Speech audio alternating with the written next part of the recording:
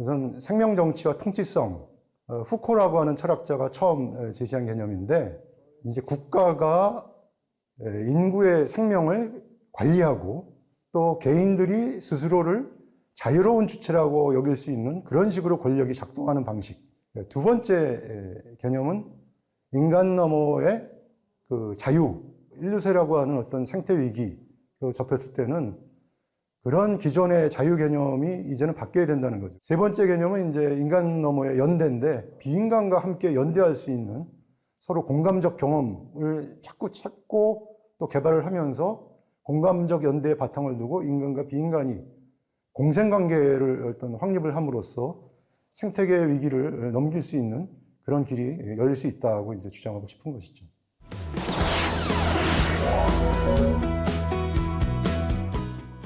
네, 안녕하세요. 저는 국민대학교 사회학과 김한석 교수입니다.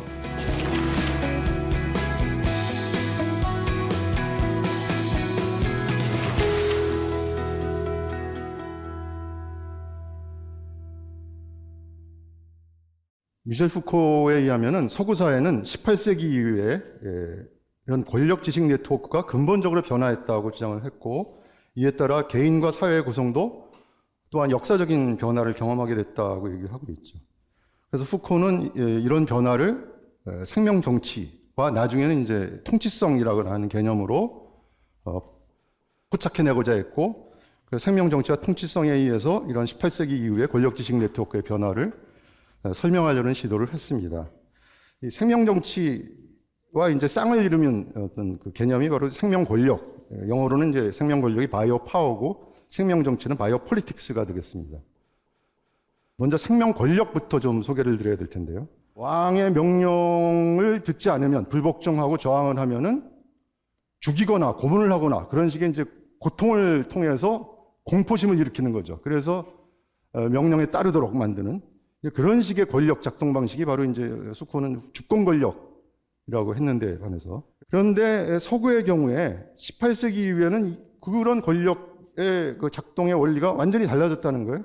어떤 식으로 달라졌냐면, 푸코의 표현에 의하면 살게 만들거나 죽게 내버려두는 권한으로 이행을 했다는 거죠. 그래서 푸코가 이렇게 얘기를 하고 있어요. 인용문을 그냥 읽겠습니다. 국가가 인구를 구성하는 생명체들의 특징적인 생물학적 현상들이 통치 실천에 제기하는 문제들, 즉 보건, 위생, 출생률, 기대 수명, 인종 등을 합리화하려는 18세기부터 시작된 시도가 생명 정치다고 푸코가 얘기를 하고 있습니다. 근데 서구에서 16세기 이후에 등장한 새로운 통치 방식은 인간에게 이런 식으로 외적 강압을 통해서 직접적으로 개입하지 않는 대신에 적절한 통치, 합리적인 통치를 통해서 스스로를, 이 국민들이 스스로 자기 자신의 행동을 일정한 방식으로 통제하고 제한하는 그런 내적인 합리성이 그 원천이 되는 그런 식의 어떤 통치 방식이라는 거죠. 즉, 자유를 생산하고 조직화하며 그 속에서 벌어지는 이해관계들을 적절하게 조정하는 메커니즘, 이게 바로 자유주의 통치성이라고 이제 푸코가 불렀습니다. 신유물론은 푸코의 그런 생명정치와 통치성 이론 역시도 푸코가 비판했던 근대주의 사상과 마찬가지로 사실은 인간중심주의를 벗어나지 못했다고 하는 그런 관점에서 비판을 했고, 그런 인류세를 그럼 초래한, 인류세 생태계를 초래한 것은 무엇이냐? 바로 근대 문명의 인간중심주의가 바로 그것을 초래했다고 신유물론은 진단을 하고 있고요. 가장 대표적으로 또 현재 인류세에 관해서 가장 첨예한 논쟁을 일으키고 있는 세 가지만 제가 꼽아봤습니다.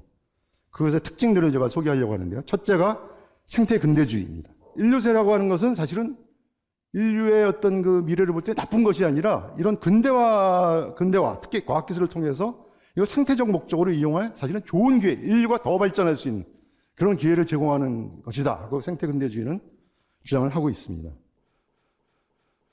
바로 여기에 이제 정면으로 반대하면서 인류세에 대해서 다른 입장을 제시하고 있는 것이 바로 생태 사회주의입니다. 이 생태주의 사회주의자들의 어떤 그런 그 이론적, 이념적인 근거는 바로 막스주의입니다. 이들은 인류세는 나쁜 것이다. 이제 보는 거예요. 이건 나쁜 것이다. 이들에 의하면 인류세는 왜 왔느냐? 이거는 자본주의 체제가 팽창을 하면서 인류세의 생태계 파괴와 사회 불평등을 심화시켰고 이것은 다 결국 원인은 한 가지다. 그거는 자본주의 계급사회가 나온 동전의 양면이다 하고 하는 거예요. 네, 세 번째 입장은 이제 신유물론인데요.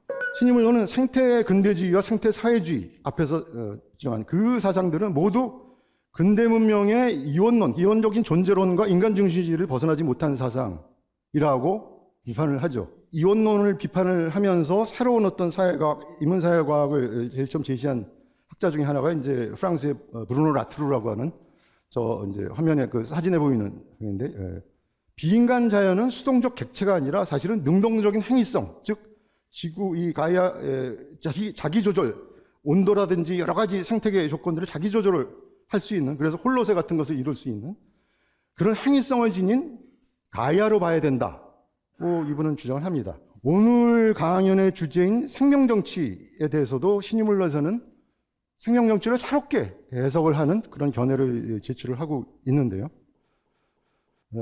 어떤 생명정치에 대해서 신유물론은 어떻게 새로운 관점을 제시하고 있나, 그것도 말씀을 드리고자 합니다.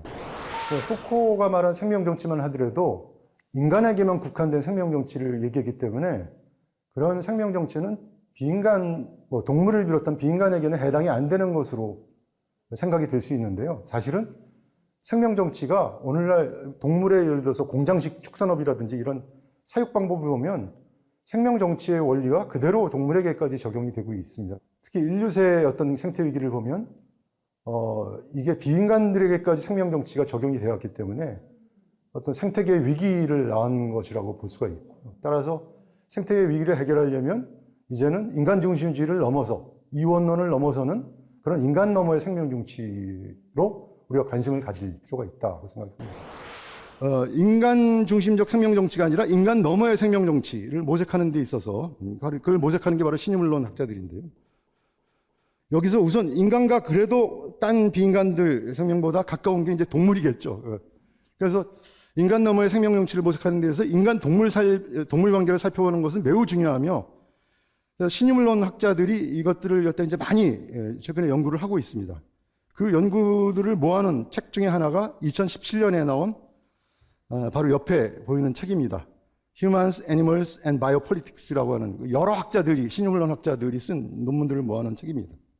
이분들은 이제 라트루의 ANT에 상당히 영향받은 분들이기 때문에 라트루의 ANT, 액터넷 티오리, 라트루의 원래 이론이 아까 80년대부터 이제 행위자 연결망 이론이라고 하는 것을 주장했다고 그랬죠. 라트루의 ANT 통찰을 여기에 추가함으로써 신유물론에 입각한 생명정치론을 더욱 정교하게 제시를 했습니다. 라트루의 ANT가 왜 더 필요하다고 보면, 라트루의 ANT는 인간과 사물의 관계가 항상 변화에 열려있기 때문에 사실은 인간과 사물 중에 무엇이 목적이고 무엇이 수단인가를 미리 정해놓을 수가 없다는 거예요. 왜냐하면 인간도 행위성이 있지만 당연히 행위자지만 사물이라고 하는 건 여기서 동물, 식물, 미생물, 무생물, 기술 이런 걸 다 포함한 개념인데요. 라트루에게는 그런 것도 사실은 다 행위자로 볼 수 있다는 거예요. 행위성을 지녔다는 거예요.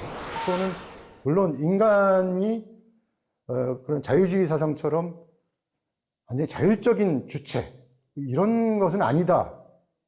인간은 권력지식 네트워크에 의해서 주체성이 형성되는 그런 존재다 하는 걸 주장을 했지만, 그럼에도 불구하고 그런 권력이라고 하는 것은 인간을 그냥 억압하기만 하는 것이 아니라 그런 권력관계 내에서 인간에게 주어지는 어떤 행위 능력들이 있기 때문에, 따라서 신유물론에서는 푸코보다 훨씬 더 나아가가지고 인류세를 배경으로 해서 근대주의의 자유 개념은 상당히 이제 한계가 있는 것으로 평가를 하고, 근대주의의 한계를 넘어서서 그러나 자유 개념을 폐기하는 것이 아니라 사실은 자유 개념을 오히려 비인간에게까지 더 확대시킴으로써 근대주의의 인간중심적 자유 개념이 가진 한계를 넘어설 수 있는 길이 열린다고 주장을 하고 있습니다.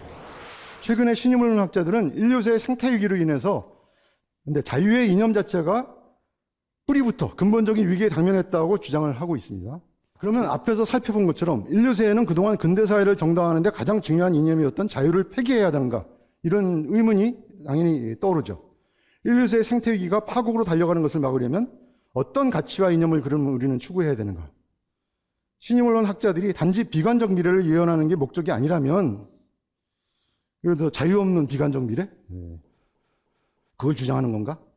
이렇게 의문을 가질 수 있죠. 그들은 근대주의의 자유 이념을 대신하여 인류세의 위기를 해결할 근본적인 대안을 과연 신인문학자들은 가지고 있는가? 이런 의문을 당연히 제기할 수 있고 제시해야 된다고 저는 봅니다.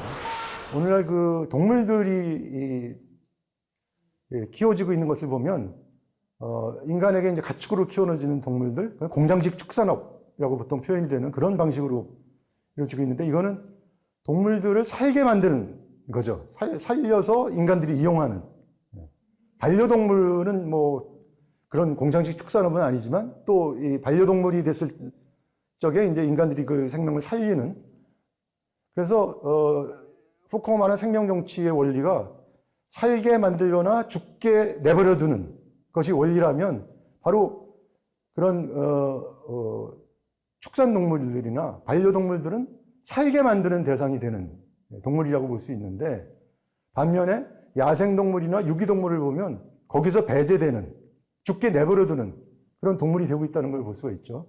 따라서 오늘날 인간과 동물의 관계를 보면 거기에는 분명히 푸코가 말한 생명 정치적 통치성이 거기 그 원리가 작용하고 있다. 이렇게 얘기를 할 수가 있겠습니다. 전 세계적으로 지금 전개되고 있는 동물 복지 운동에서 주장하는 것이 바로 5가지 자유, 5 freedoms라고 하는 것이 있는데요. 첫째가 배고픔과 갈증으로부터의 자유, 두 번째가 불편함으로부터의 자유, 고통, 상처 및 질병으로부터의 자유, 네 번째가 정상적인 행동을 할 자유, 마지막 5번째가 공포와 스트레스로부터의 자유. 이런 5가지 자유를 인정한다는 것은 뭐냐면 비인간 동물에게 자유는 폐기되어야 할 이념이 아니라 오히려 그들의 삶을 지배하고 있는 또 인류세의 생태위기를 촉진했던 생명 정치적 통치성에 효과적으로 저항하는 이념이 되는 거죠. 비인간 동물의 자유라고 하는 것은.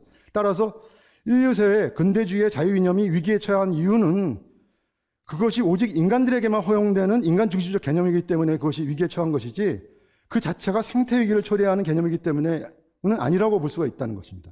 그러니까 인간 너머의 자유로 자유라는 개념은 재정립, 재구성이 되어야 될 거라고 제가 주장하는 것이고요. 그래서 인간종과 비인간종 사이의 종간 연대를 의미하는 인간 너머의 연대, 즉 모던 휴먼 솔리다리티가 필수적이라는 사실입니다. 최근에 호주의 신인문학자 페트라 차커트라는 학자가 있는데요. 기후위기가 요구하는 종간정의의 원칙과 실천을 뒷받침하는 기초로서 인간 너머의 연대가 대체 어떻게 가능한가. 4가지의 엔카운터, 그러니까 조우들, 만남들, 마주침들 있다고 제시를 하고 있는데요. 그것이 시각적 조우와 체현적 조우, 윤리적 조우, 정치적 조우를 제시를 하고 있습니다. 같이 공감하는 경험을 함께 한다는 것. 첫째, 시각적 조우라고 하는 것은 인간 너머의 연대를 위한 1단계, 가장 낮은 단계의 실천, 할 수 있는 실천 방법이에요. 우리가 아는 타자를 넘어서 먼 타자를 보고 우리가 보고 인지하지만 직접 만나지는 못하는. 그렇지만 굉장히 뭔가 참 불쌍하다, 공감한다고 하는 이런 느낄 수 있는. 두 번째로는 체현적 조우라고 표현을 하는데요. 2단계보다 깊은 실천으로서 타자들을 보고 느끼며 그들의 정체성, 경험, 취약성 그리고 고통을 파악하는, 고통까지도 뿌리 깊게 느끼는, 몸으로 느끼는. 세 번째로는 이제 윤리적 조우, 이게 3단계의 조우인데 체현적 조우보다 더 한 단계 나가서 체현적 조우에서 공감이 확립되고 난 후에 추가되는 도덕적 책임으로서의 인간 너머 연대를 위한 3단계 실천. 이 윤리적 조우인데요. 마지막 4번째 가장 이제 높은 단계의 조우는 정치적 조우라고 이 사람이 차커트가 이제 표현을 했는데요. 우리가 알지 못하는 타자를 포함한 수많은 존재들, 예를 들어서 비척추동물이나 세균이나 바위 등, 심지어 무생물인 바위 등까지도 모두 포괄하는 가장 복잡한 4단계의 실천인데요. 이 4단계까지 연대할 수 있어야 진정한 인간 너머의 연대라고 이제 할 수 있다고 차커트가 얘기하고 있고요. 신인문론이 인류세의 맥락에서 주장하는 인간 너머의 생명 정치는 인간들뿐만이 아니라 비인간들도 행위자로서 취급하는 탈인간 중심적 입장에 서 있기 때문에 근대주의에서는 서로 상충되는 가치라고 여겨왔던 자유와 연대가 인간 너머의 생명 정치에서는 결코 상충되지 않고 조화를 이룰 수 있는 그런 가치가 된다는 거죠. 바로 가이아에 다 의존하면서 사는 게 인간과 비인간 생명들인데 이 공생을 추구하는 이러한 인간 너머의 생명 정치가 바로 오늘날의 인류세의 위기를 극복할 수 있는 방안이라고 저는 신인문론적 관점에서 주장할 수 있다고 저는 생각이 들고 저는 이런 관점에서 여러분과 함께 인류세를 극복하기 위한 대안을 제가 소개해드리고 같이 앞으로도 생각을 해보고 싶습니다. 예, 감사합니다. 이상입니다. 일반 대중을 위해서 그 신인문론의 어떤 관점을 소개하는 여러 학자들의 소개하는 그런 그 교양서가 있는데요. 2020년에 나왔는데 21세기 사상의 최전선이라고 하는 책이 있습니다. 저도 이제 라투르에 관해서 썼는데 그 책이 일반 교양서로서는 제일 추천할 만하고요. 그다음에 그거보다는 조금 더 학문적인 책은 이제 올해 신유물론 부재는 몸과 물질의 행위성이라고 하는 제목으로 나온 책이 있는데요. 이건 좀 더 학문적이어서 조금 더 일반 독자가 보기에는 조금 더 어렵지만 그래도 신유물론 전체를 아는 데는 굉장히 도움이 되는 책. 이 두 권을 추천합니다. 오히려 우리나라의 경우에 더 이제 환경운동 같은 것이 굉장히 중요한 역할을 해야 되죠. 그런데 실제 우리나라의 어떤 정치 경제 권력은 아직도 경제 성장의 지배적인 가치로 여기는 그런 세력에 의해서 사실 지배되고 있기 때문에 환경운동은 상당히 이제 약하고 소외되어 있는 것이 사실이죠. 저는 사실은 환경운동이 뭔가 비인간과의 어떤 연대라든지 이런 것들을 중요시하는 쪽으로 방향을 잡는다면 환경운동에 밝은 미래가 있다고 봅니다. 왜냐하면 인류세의 생태 위기라고 하는 것이 앞으로 점점 더 심화될 있고 이미 기후위기 같은 것은 아주 심각한 문제, 코로나 팬데믹, 심각한 위기로 우리가 다가왔죠. 현실이죠. 미래가 아니라. 그러니까 이 가이아의 어떤 문제, 위기가 왔다는 건 오히려 미래가 밝다는 거죠. 환경운동에. 그죠? 그렇게 오히려 긍정적으로 생각을 하면서 어떤 미래에 더 큰 역할을 위해서 환경운동이 더 우리나라에서 더 활발해졌으면 좋겠습니다.